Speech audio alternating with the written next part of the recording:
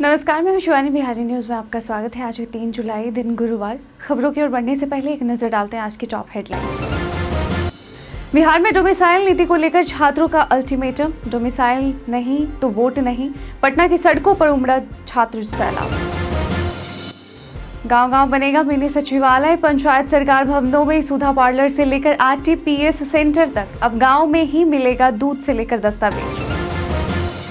चुनाव से पहले अवैध हथियारों पर पुलिस का शिकंजा, सोशल मीडिया भी रडार पर, डीएम एसपी को सख्त आदेश। रिश्वतखोरों को करें बेनकाब, निगरानी ब्यूरो ने जनता से मांगा साथ, ऑडियो वीडियो सबूत के साथ दर्ज कराएं शिकायत। फोन का डिस्प्ले रखना है नए जैसा, ये टेम्पर्ड ग्लास वाली गलती ना करें, गलत टेम्पर्ड ग्लास से डिस्प्ले होगा बर्बाद। अब किसानों को मिलेगी अपनी भाषा में डिजिटल मदद, लॉन्च हुआ किसान ई मित्र चैटबॉट देगा हर जवाब 24/7। दूसरे टेस्ट में भारत की दमदार शुरुआत, जायसवाल फिर से फॉर्म में, पहले दिन भारत ने बनाए 310 रन। तो ये थी आज की टॉप हेडलाइंस। अब नजर डालते हैं उन 25 बड़ी खबरों पर जो आपके लिए जानना है जरूरी। सरकारी बैंकों में 5,208 पदों पर भर्ती के लिए आवेदन शुरू। आईबीपीएस पीओ वैकेंसी 2025 में सरकारी बैंकों में पीओ के कुल 5,208 पदों पर भर्ती निकली है।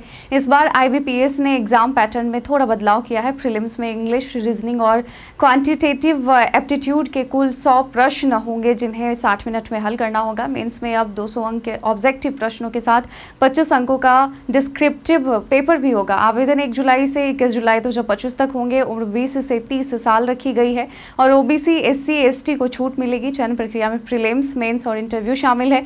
बेसिक वेतनमान करीब 48,480 रुपए से शुरू होगा। आवेदन आईबीपीएस की वेबसाइट ibps.in पर ऑनलाइन करना होगा।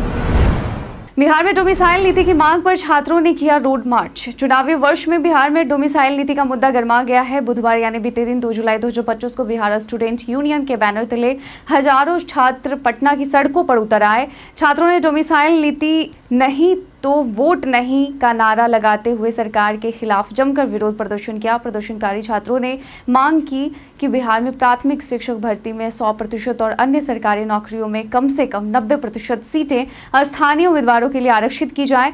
उनका आरोप है कि बाहर के लोग बिहार में नौकरी पा रहे हैं जिससे स्थानीय युवाओं का हक मारा जा रहा है। छात्रों ने चेतावनी दी कि मांगे न मानी गई तो एनडीए को वोट नहीं चोट देंगे और इस दौरान पुलिस ने छात्रों पर मामूली लाठीचार्ज भी किया। रिश्वत मांगने वालों को करें बेनकाब, निगरानी अन्वेषण ब्यूरो ने सभी नागरिकों से भ्रष्टाचार के खिलाफ एकजुट होकर लड़ने की अपील की है। यदि कोई अधिकारी आपसे रिश्वत की मांग करता है तो तुरंत ब्यूरो को सूचना दें और सही जानकारी व सबूत के साथ शिकायत दर्ज करें। जांच में पूरा सहयोग करें और जरूरी हो तो ऑडियो या वीडियो साक्ष्य सुरक्षित रखें। कभी भी झूठी या बेबुनियाद शिकायत न करें और न ही जाँच में बाधा डालें। भ्रष्टाचार को नजरअंदाज न करें और बिना प्रमाण के सोशल मीडिया पर आरोप न लगाएं। भ्रष्टाचार की शिकायत के लिए मोबाइल नंबर 7765953261 या हेल्पलाइन नंबर 0612221534 पर संपर्क करें। और आइए एक भ्रष्टाचार मुक्त समाज बनाएं और साथ ही दिए गए आप नंबर और हेल्पलाइन नंबर पर कांटेक्ट कर सकते हैं। पंचायत सरकार भवनों में अब सुधा मिल्क पार्लर समेत कई सुविधाएं। राज्य सरकार ने 1069 ग्राम पंचायतों में पंचायत सरकार भवनों का निर्माण अब ग्राम पंचायतों के जरिए कराने का निर्णय लिया है। इस पर लगभग 25 अरब 6 करोड़ रुपए खर्च होंगे और इन भवनों में सुधा होल्डिंग मिल्क पार्लर भी खोले जाएंगे जिनकी लागत करीब 24 करोड़ रुपए है। पंचायत सरकार भवनों को मिनी सचिवालय के रूप में विकसित किया जा रहा है ताकि ग्रामीणों को सरकारी योजनाओं और सेवाओं की सुविधा अपने गाँव में ही मिल सके। इनमें सभी विभागों के कार्यालय, आरटीपीएस केंद्र आदि संचालित होंगे जिससे आय, जाति, आवासीय प्रमाण पत्र जैसी सेवाओं के लिए अब प्रखंड मुख्यालय जाने की जरूरत नहीं होगी। निर्माण की गुणवत्ता सुनिश्चित करने के लिए जिला स्तर पर निगरानी समिति बनाई गई है। बिहार पर्यटन में आज हम बात करेंगे मां मुंडेश्वरी मंदिर की। मां मुंडेश्वरी मंदिर बिहार के कैमूर जिले की पवरा पहाड़ी पर स्थित भारत का सबसे प्राचीन जीवित मंदिर माना जाता है जिसका निर्माण लगभग 108 ईस्वी में हुआ था और यह मंदिर शक्ति और शैव संप्रदायों का अद्भुत संगम है। यहाँ देवी मुंडेश्वरी की 8 भुजी प्रतिमा और एक प्राचीन शिवलिंग विराजमान है जिनकी पूजा शक्ति, सुरक्षा और सिद्धि के लिए होती है। मंदिर की अष्टकोणीय संरचना, शिल्पकला और पहाड़ी पर स्थित प्राकृतिक सौंदर्य इसे विशेष बनाते हैं। नवरात्र, वसंत पंचमी पंचमी और महाशिवरात्रि जैसे पर्वों पर हजारों श्रद्धालु यहां दर्शन करने आते हैं। आस्था, इतिहास और प्रकृति का यह संगम दर्शकों को आध्यात्मिक शांति प्रदान करता है। नवीन तकनीकों से सुसज्जित होंगे बिहार के मत्स्य कृषक। जी हां, बिहार सरकार के पशु एवं मत्स्य संसाधन विभाग के अंतर्गत मत्स्य निर्देशालय द्वारा वित्तीय वर्ष 2025-26 के लिए भ्रमण दर्शन कार्यक्रम योजना शुरू की गई है और इस योजना का मुख्य उद्देश्य राज्य के मत्स्य कृषकों को मात्स्यिकी की नवीनतम तकनीकों से अवगत कराना है, ताकि वे प्रेरित होकर इन तकनीकों को अपनाते हुए अपने जल स्रोतों में मछली उत्पादन बढ़ा सकें और अधिक लाभ प्राप्त कर सकें। इससे किसानों की आय में वृद्धि के साथ साथ राज्य के मत्स्य उत्पादन को भी प्रोत्साहन मिलेगा। इच्छुक मत्स्य कृषक 31 अगस्त 2025 तक इस योजना के लिए ऑनलाइन आवेदन कर सकते हैं। आवेदन करने के लिए विभाग की आधिकारिक वेबसाइट fisheries.bihar.gov.in पर जाएं और निर्धारित तिथि से पहले आवेदन पूरा करें। कार्गो इंफ्रास्ट्रक्चर बेहतर होने से लीची निर्यात में रिकॉर्ड बढ़त। जहां पटना एयरपोर्ट पर नई कार्गो सुविधाओं के विकसित होने से बिहार से लीची के निर्यात में जबरदस्त वृद्धि दर्ज की गई है। पटना के जयप्रकाश नारायण अंतर्राष्ट्रीय हवाई अड्डे के नए कार्गो टर्मिनल में कोल्ड स्टोरेज, रोलर बेल्ट और आधुनिक हैंडलिंग उपकरणों से लदान और उतराई की प्रक्रिया तेज हुई है, जिससे समय की बचत और गुणवत्ता में सुधार हुआ। और इस सुविधा के चलते 17 मई से 21 जून 2025 तक लीची के निर्यात में पिछले वर्ष की तुलना में 251% की वृद्धि हुई है। 2024 में जहां 2,36,227 किलोग्राम लीची निर्यात हुई थी, वहीं इस वर्ष यह आंकड़ा बढ़कर 8,29,731 किलोग्राम पहुंच गया है। किसानों को अपनी भाषा में मदद देगा किसान ई मित्र चैटबॉट। जी हां, भारत सरकार ने किसानों की मदद के लिए एक खास AI आधारित चैटबॉट किसान ई मित्र लॉन्च किया है, जो किसानों को उनकी अपनी भाषा में तुरंत और सही जानकारी देगा। और यह चैटबॉट PM किसान सम्मान निधि योजना के तहत शुरू किया गया है। किसान इससे व्हाट्सएप नंबर 9991522222 पर जुड़कर 24 घंटे 7 दिन खेती, मौसम, मंडी रेट, बीमा और eKYC जैसी जानकारी अपनी भाषा में पा सकते हैं। यह हिंदी, तमिल, मराठी, बंगाली समेत 11 भाषाओं में काम करता है और भाषा या स्पेलिंग की गलतियों को भी समझता है। और इस पहल से किसानों को घर बैठे डिजिटल मदद मिलेगी। अवैध हथियारों से लेकर सोशल मीडिया तक पुलिस की सख्ती। बिहार विधानसभा चुनाव से पहले पुलिस प्रशासन पूरी तरह एक्शन मोड में आ गया है। गृह विभाग और पुलिस मुख्यालय ने सभी जिलों के DM और SP को विस्तृत दिशा निर्देश जारी किए हैं। इसमें हथियारों और शस्त्र दुकानों का निरीक्षण, अवैध हथियारधारियों पर कार्रवाई, जेलों का मासिक औचक निरीक्षण और लंबित गिरफ्तारी तथा वारंटों का तेजी से निष्पादन शामिल है। सोशल मीडिया पर भ्रामक व भड़काऊ पोस्ट पर नजर रखने के लिए विशेष टीमें भी तैनात की गई हैं। इस साल मई तक 1.25 लाख से अधिक गिरफ्तारी और हजारों वारंटों का निष्पादन कर पुलिस ने कार्रवाई में तेजी दिखाई है। फोन का डिस्प्ले बचाना है तो कभी ना करें ये गलती। अगर आप अपने स्मार्टफोन पर गलत या सस्ता टेम्पर्ड ग्लास लगवा लेते हैं तो इससे फोन का डिस्प्ले खराब हो सकता है। लोकल या मोटा ग्लास लगाने से टच सेंसिटिविटी पर असर पड़ता है। खासकर इन डिस्प्ले फिंगरप्रिंट सेंसर सही से काम नहीं करता। कर्व्ड डिस्प्ले वाले फ़ोन पर फ्लैट ग्लास ठीक से चिपकता नहीं और किनारों से उखड़ जाता है। घटिया ग्लास डिस्प्ले के असली रंग फीके कर देता है और ओलेओफोबिक कोटिंग को भी नुकसान पहुंचाता है, जिससे स्क्रीन जल्दी गंदी हो जाती है। इसलिए हमेशा अपने फ़ोन के मॉडल के लिए ब्रांडेड, सही मोटाई और हाई ट्रांसपेरेंसी वाला टेम्पर्ड ग्लास ही लगवाएं। ट्रिब्यूनल के गठन से सड़क हादसे के पीड़ितों को त्वरित न्याय और मुआवजा। बिहार में सड़क हादसों के पीड़ितों को त्वरित मुआवजा दिलाने के लिए राज्य सरकार ने 1 जनवरी 2024 को बिहार मोटर वाहन दुर्घटना दावा न्यायाधिकरण यानी ट्रिब्यूनल का गठन किया। पहले ऐसे मामलों में सिविल कोर्ट से केस चलते थे, जिससे मुआवजा मिलने में वर्षों लग जाते थे। अब ट्रिब्यूनल में केस ऑनलाइन दर्ज होते हैं और तुरंत सुनवाई शुरू हो जाती है। आदेश के 30 दिनों के भीतर मुआवजा राशि पीड़ितों को दी जाती है। पटना प्रमंडल में 1.5 साल में 158 केसों में करीब 17.81 करोड़ रुपए मुआवजे का आदेश दिया जा चुका है। बीमा कंपनियां कई मामलों में आपसी समझौते से सीधे भुगतान भी कर रही है। पंकज त्रिपाठी ने प्रशिक्षुओं को दिया संदेश। लखनऊ में शूटिंग कर रहे अभिनेता पंकज त्रिपाठी अचानक भारतेंदु नाट्य अकादमी पहुंचे और रंगमंच प्रशिक्षुओं से संवाद किया। उन्होंने अकादमी के विकास को देखकर प्रसन्नता जताई और कहा कि रंगमंच का सही दिशा में बढ़ना सुखद है। प्रेक्षागृह के जीर्णोद्धार को देखते हुए उन्होंने मंच की महत्ता पर भी जोर दिया। प्रशिक्षुओं से बातचीत में उन्होंने बताया कि अभिनय हो या कोई भी क्षेत्र, बिना संघर्ष के सफलता संभव नहीं। पंकज त्रिपाठी ने अपने संघर्ष के दिन साझा कर समझाया कि सही दिशा में मेहनत करने से ही असली सफलता मिलती है और परिश्रम कभी व्यर्थ नहीं जाता। इससे प्रशिक्षुओं को बड़ा संदेश मिला। बिहार में बदरा मेहरबान लेकिन बढ़ा बाढ़ का टेंशन। जी हां, बिहार में मानसून फिर से सक्रिय हो गया है और कई जिलों में भारी बारिश से जनजीवन प्रभावित भी हो रहा है। नेपाल में भी भारी बारिश से नदियों का जलस्तर तेजी से बढ़ रहा है, जिससे कई इलाकों में बाढ़ जैसे हालात बन गए हैं। पटना आईएमडी ने आज पूरे देश में गरज चमक और आंधी के साथ बारिश की संभावना जताई और बिजली गिरने को लेकर येलो अलर्ट जारी किया है। खासकर कैमूर, रोहतास, गया, अरवल, नवादा समेत दक्षिण बिहार के कई जिलों में भारी बारिश की चेतावनी दी गई है। अगले 2 दिन में उमस भरी गर्मी से राहत तो मिलेगी, लेकिन सामान्य से कम बारिश होने का अनुमान है। 7 दिनों में ड्रोन से रिकॉर्ड अवैध शराब बरामद।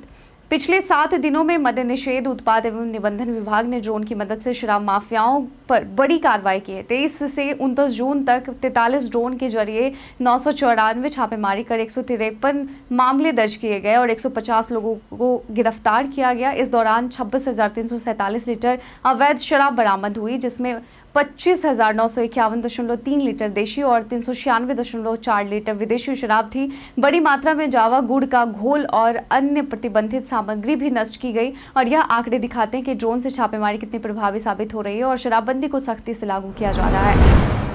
सहरसा जंक्शन पर बड़ा रेल हादसा टला। बीते दिन सहरसा जंक्शन पर एक मालगाड़ी की अंतिम बोगी पटरी से उतर गई। सीमेंट अनलोड कर यार्ड की ओर संटिंग के दौरान बोगी के 2 पहिए ट्रैक से उतरकर करीब 50 मीटर तक घिसटते रहे। गनीमत रही कि बोगी पलटी नहीं, जिससे बड़ा हादसा टल गया। घटना की जानकारी मिलते ही समस्तीपुर रेल मंडल के डीआरएम विनय श्रीवास्तव मौके पर पहुंचे और निरीक्षण कर 5 सदस्यीय जांच टीम गठित की, जो 24 घंटे में रिपोर्ट देगी। डीआरएम ने लापरवाही पाए जाने पर कड़ी कार्रवाई की चेतावनी दी है। सतर्क कर्मचारियों की वजह से बड़ा नुकसान होने से बचा और संचालन भी सामान्य रहा।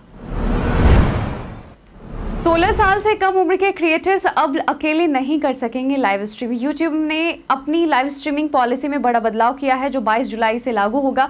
नए नियम के मुताबिक अब 16 साल से कम उम्र के क्रिएटर्स अपने चैनल से अकेले लाइव स्ट्रीम नहीं कर पाएंगे। पहले यह उम्र सीमा 13 साल थी। अब 13 से 15 साल तक के यूट्यूबर्स को लाइव स्ट्रीम करने के लिए किसी वयस्क की मदद ज़रूर लेनी होगी और इस बदलाव से बच्चों की सुरक्षा और साइबर बुलिंग से बचाव होगा। परिवार को अब बच्चों के लाइव कंटेंट पर टेक्निकल और नैतिक नियंत्रण रखना होगा। इससे फैमिली लाइव स्ट्रीमिंग का ट्रेंड बढ़ सकता है और बच्चों के साथ अभिभावकों का डिजिटल तालमेल भी मजबूत होगा। हालांकि प्राइवेसी और कंटेंट गाइडलाइन का ध्यान रखना जरूरी रहेगा। मनीष कश्यप 7 जुलाई को जनसुराज में होंगे शामिल। मनीष कश्यप ने प्रशांत किशोर से मुलाकात के बाद 7 जुलाई को औपचारिक रूप से जनसुराज पार्टी से जुड़ने का ऐलान किया है। उन्होंने सोशल मीडिया पर तस्वीर साझा कर बताया कि वे करोड़ों युवाओं के प्रेरणा स्रोत प्रशांत किशोर के साथ मिलकर नए बिहार के निर्माण में सहभागी बनेंगे।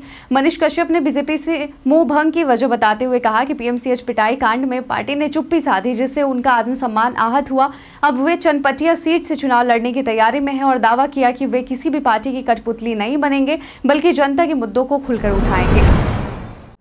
राजनाथ सिंह का ऐलान, बिहार में एनडीए का सीएम चेहरा होंगे नीतीश कुमार। पटना में आयोजित बीजेपी की प्रदेश कार्य समिति की बैठक में केंद्रीय रक्षा मंत्री राजनाथ सिंह ने बड़ा ऐलान किया है कि आगामी बिहार विधानसभा चुनाव 2025 में नीतीश कुमार ही एनडीए के मुख्यमंत्री पद के चेहरे होंगे। उन्होंने कहा कि बिहार का विकास सिर्फ एनडीए गठबंधन ही कर सकता है और नीतीश कुमार के नेतृत्व में राज्य सुरक्षित हाथों में है। राजनाथ सिंह ने नीतीश कुमार की विकास योजनाओं की सराहना की और विपक्षी दलों पर निशाना साधते हुए कहा कि राजद और कांग्रेस ने बिहार को गर्त में डाला है। उन्होंने कार्यकर्ताओं से स्वर्णिम बिहार के निर्माण में जुटने का आह्वान किया। तेजस्वी यादव ने दिव्यांगों के लिए खोला वादों का पिटारा। तेजस्वी यादव ने चुनावी मोड में दिव्यांगों के लिए 15 बड़ी घोषणाएं कर दी हैं, जिसमें अलग आयोग और विभाग बनाने से लेकर पंचायत चुनाव में दिव्यांगों को आरक्षण देने तक की बात शामिल है। दिव्यांगों के लिए हर जिले में स्कूल, खिलाड़ियों के लिए स्टेडियम, आवास योजना में 5% आरक्षण और पेंशन बढ़ोतरी जैसे वादे किए गए हैं। यूं ही नहीं, तेजस्वी ने यह घोषणाएं की हैं क्योंकि 2011 जनगणना के अनुसार बिहार देश में तीसरे नंबर पर है, जहां दिव्यांगों की आबादी करीब 8.69% है। इनमें बड़ी संख्या गाँव में रहती है और जो चुनाव में अहम वोट बैंक साबित हो सकते हैं। विजय चौधरी का बयान, बिहार में अल्पसंख्यक समुदाय सबसे सुरक्षित। जदयू के वरिष्ठ नेता और जल संसाधन मंत्री विजय कुमार चौधरी ने बड़ा खुलासा करते हुए कहा कि बिहार में अल्पसंख्यक समुदाय सबसे ज्यादा सुरक्षित है। जदयू प्रदेश कार्यालय में आयोजित जनसुनवाई कार्यक्रम के बाद उन्होंने पत्रकारों से बातचीत में बताया कि पिछले 20 वर्षों में बिहार में अल्पसंख्यक समुदाय ने खुद को सबसे सुरक्षित महसूस किया है। उन्होंने कहा कि मुख्यमंत्री नीतीश कुमार ने अल्पसंख्यकों के हितों में और उनकी हितों की सुरक्षा के लिए कई महत्वपूर्ण कार्य किए हैं जो अन्य राज्यों के लिए भी मिसाल है। मतदाता सूची के गहन पुनरीक्षण पर भी उन्होंने स्पष्ट किया कि इसका उद्देश्य योग्य मतदाताओं को जोड़ना और अपात्र को हटाना है, जिससे किसी को डरने की जरूरत नहीं है। ब्राह्मणों की उपेक्षा पर भड़के कांग्रेस नेता नीतीश सरकार को घेरा। बिहार में विधानसभा चुनाव से पहले नीतीश कुमार सरकार द्वारा धार्मिक न्यास बोर्ड में की गई नियुक्तियों पर विवाद खड़ा हो गया है। कांग्रेस के वरिष्ठ नेता किशोर कुमार झा ने आरोप लगाया है कि बोर्ड में एक भी ब्राह्मण को शामिल नहीं किया गया, जो ब्राह्मण समाज का अपमान है। उन्होंने मुख्यमंत्री नीतीश कुमार पर ब्राह्मणों की उपेक्षा का आरोप लगाते हुए चेतावनी दी कि अगर यह रवैया नहीं बदला गया तो पूरे प्रदेश में ब्राह्मण समाज उनके खिलाफ आंदोलन करेगा। झा ने कहा कि सनातन संस्कृति और धार्मिक स्थलों की रक्षा में ब्राह्मणों की अहम भूमिका रही है, ऐसे में यह अनदेखी अनुचित है। दूसरे टेस्ट में भारत की दमदार शुरुआत। भारत और इंग्लैंड के बीच दूसरे टेस्ट का पहला दिन भारत के नाम रहा। बर्मिंघम के एजबेस्टन मैदान पर भारत ने टॉस हारकर पहले बल्लेबाजी करते हुए दिन का खेल खत्म होने तक 5 विकेट पर 310 रन बना लिए। सलामी बल्लेबाज यशस्वी जायसवाल शानदार लय में नजर आए, लेकिन वह अपने शतक से चूक गए और 87 रन बनाकर आउट हो गए। शुभमन गिल ने जिम्मेदारी से खेलते हुए शानदार शतक लगाया और दिन के अंत तक रविंद्र जडेजा के साथ नाबाद लौटे। केएल राहुल, करुण नायर, ऋषभ पंत और नीतीश रेड्डी सस्ते में आउट हो गए। इंग्लैंड ने पहले टेस्ट जीतकर सीरीज में 1-0 की बढ़त बनाई है और आज का मुकाबला फिर से दूसरे टेस्ट का दूसरा दिन आज शाम 3:30 बजे से शुरू होने वाला है। भारत के इतिहास में आज की तारीख कई कारणों से है दर्ज। बाल गंगाधर तिलक को 1908 में अंग्रेज सरकार ने देशद्रोह का आरोप लगाकर गिरफ्तार किया। भारत पाकिस्तान युद्ध के बाद शिमला समझौता पर 1972 में हस्ताक्षर हुए। भारत के प्रधानमंत्री इंदिरा गांधी और पाकिस्तान के बीच 1972 में कश्मीर संबंधी निशस्त्र समझौता हुआ। मुगल बादशाह शाहजहां का पुत्र शाह शुजा का जन्म 1616 में हुआ। भारत के प्रसिद्ध समाजसेवी, स्वतंत्रता सेनानी और शिक्षाविद हंसा मेहता का जन्म 1897 में हुआ। हिंदी फिल्म अभिनेता राजकुमार का निधन 1996 में आज के दिन हुआ। ओला उबर के लिए सरकार ने सर्ज प्राइसिंग में दी ढील। सरकार ने ओला, उबर और रैपिडो जैसे कैब एग्रीगेटर्स को किराए के नियमों में ढील देते हुए नया गाइडलाइन जारी किया है। अब ये कंपनियां पीक आवर्स में बेस फेयर से 2 गुना तक किराया वसूल सकेंगी, जबकि पहले केवल 1.5 गुना तक ही सर्ज प्राइसिंग होती थी। गैर पीक घंटे में एग्रीगेटर बेस किराए का कम से कम 50% चार्ज कर सकता है। नए नियमों में डेड माइलेज, ड्राइवर की कमाई और न्यूनतम 3 किलोमीटर के बेस फेयर की व्यवस्था भी तय की गई है। इससे यात्रियों को पीक टाइम में सफर अब पहले से महंगा पड़ेगा, लेकिन ड्राइवरों की आमदनी बढ़ सकती है। टैक्स छूट के बाद मिडिल क्लास को एक और राहत। मोदी सरकार मिडिल क्लास और निम्न आय वर्ग के परिवारों को बड़ी राहत देने की तैयारी में है। चालू वित्त वर्ष से 12 लाख रुपए तक की इनकम पर सीधी टैक्स छूट देने के बाद अब सरकार जरूरी उत्पादों पर जीएसटी दरों में कटौती की योजना बना रही है। मीडिया रिपोर्ट्स के मुताबिक टूथपेस्ट, साइकिल, बर्तन, रेडीमेड कपड़े, जूते, चप्पल जैसे रोजमर्रा के सामानों पर जीएसटी दर 12% से घटाकर 5% या पूरी तरह खत्म की जा सकती है। इससे महंगाई पर लगाम लगेगी और आम आदमी को राहत मिलेगी। हालांकि इससे सरकार पर करीब 50,000 करोड़ रुपए का बोझ पड़ेगा, लेकिन सरकार इसे वहन करने को तैयार है। और इसी के साथ हम प्रतिदिन आपसे 5 ऐसे जरूरी सवाल और उसके जवाब पूछते हैं जो कि बीपीएससी, बिहार पुलिस दारोगा समेत एसएससी जैसे अन्य प्रतियोगी परीक्षाओं में काम आएंगे। सवाल इतिहास, बिहार स्पेशल, विज्ञान, करंट अफेयर्स और भूगोल से होते हैं। पूछे गए 5 सवाल में आपने कितना सही उत्तर दिया है यह हमें कमेंट सेक्शन में लिखकर जरूर बताएं। आज का पहला सवाल है, सस्टेनेबल ट्रेड इंडेक्स 2024 में भारत की रैंक क्या है? ऑप्शन ए 22वां, ऑप्शन बी 23वां, ऑप्शन सी 25वां, ऑप्शन डी 29वां। इसका सही उत्तर है ऑप्शन बी 23वां। आज का दूसरा सवाल है, हाल ही में संतोष ट्रॉफी राष्ट्रीय फुटबॉल चैंपियनशिप का खिताब किस राज्य ने जीता? Option A Paschim Bangal, option B Kerala, option C Odisha, option D Punjab. इसका सही उत्तर है ऑप्शन ए पश्चिम बंगाल। आज का तीसरा सवाल है, जनवरी 2025 में किस देश ने नया पर्यटन कर पेश किया है? Option A Bhutan, option B चीन, ऑप्शन सी रूस, ऑप्शन डी नेपाल। इसका सही उत्तर है ऑप्शन सी रूस। आज का चौथा सवाल है, कैंसल कोल मामला जो खबरों में देखा गया किस देश से संबंधित है?